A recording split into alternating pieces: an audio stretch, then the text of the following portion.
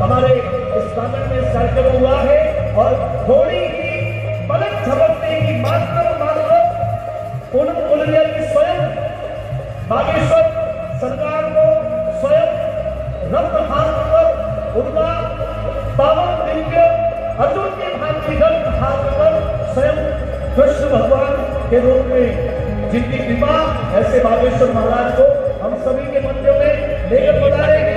सामने उपस्थित सभी महानुभावों से अनुरोध करता हूं, एक बार दोनों हाथों को खोलकर जय श्री राम का बोल करें। जय श्री राम, जय श्री राम, जय श्री राम। हरे हरे राम ही कहना ऊपर भाइयों। बड़े विचित्र, उसके पिताजी मर गए दोनों भाइयों के, पर संपत्ति के नाम पे एक कंबल और एक भैंस छोड़ गए। अब बाप तो मर गया, तो बड़ा भाई थोड़ा चतुर था, राजस्थान का आदमी होते ही चतुर है, तो सोचा कि चलो बंटवारा हो जाए। तो बड़ा भाई होशियार था, बोले बंटवारा कैसे करें। छोटा भाई सीधा साधा था, तो बोले सुन, दिन में तुम्हारा कंबल, रात को हमारा। छोटे भाई ने कहा भैया जो आ गया। सुन, भैंस एक है, अब काट तो सकते नहीं कि आधी आधी ले लो, तो एक काम करते हैं, आगे का हिस्सा तुम्हारा, पीछे का हमारा, गोबर हम डालते रहेंगे। छोटे भाई ने कहा भैया जैसी आगे।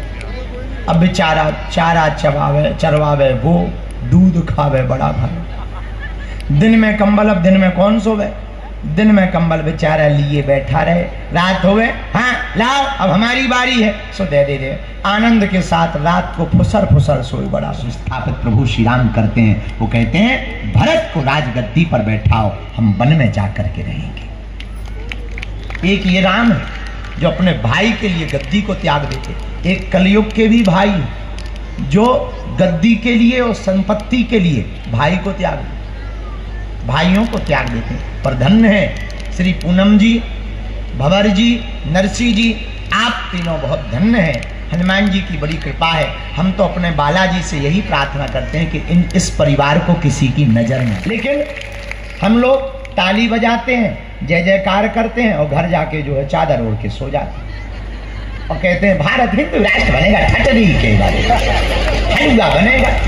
अरे एकमात्र बागेश्वर बाबा के वार्तालाप से, प्रवचनों से, उद्बोधनों से, कार्य करने से हिंदू राष्ट्र नहीं बनना है।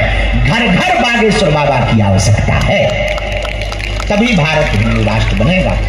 तो एक बात तुम पते की सुन लो, रामचरितमानस, गीता, श्रीमद् भागवत, ये हमारे जो सनातन के सदग्रंथ हैं, ये हमको कुछ ना कुछ नहीं, बहुत कुछ जीने की शिक्षा देते। जीना सीख बने, कहीं से भी शिक्षा उठाई जाती है। अब देखो परम पूज्य श्री से मशक्कत लगी पर उसने तोड़ दी।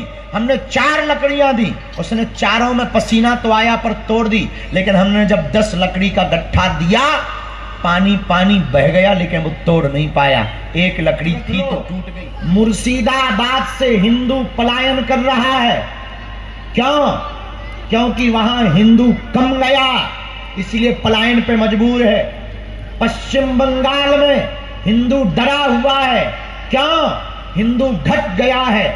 मणिपुर 1996 से जल रहा है, क्यों?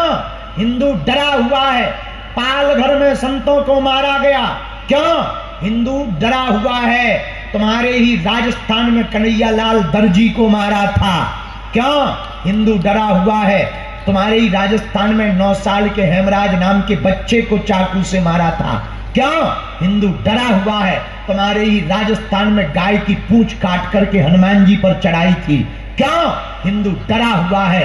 राजस्थान के वीरों, अगर तुम अलग अलग रहोगे तो एक एक करके सब निपट जाओगे। अगर तुम एक हो जाओगे तो भारत हिंदू राष्ट्र राजस्थान से ही बनना प्रारंभ होगा। 500 रुपया में उस जमाने में 10 किलो मिठाई आ गई और मिठाई की जरूरत थी 100 किलो। तो बेचारी 10 किलो मिठाई उसने भेजी।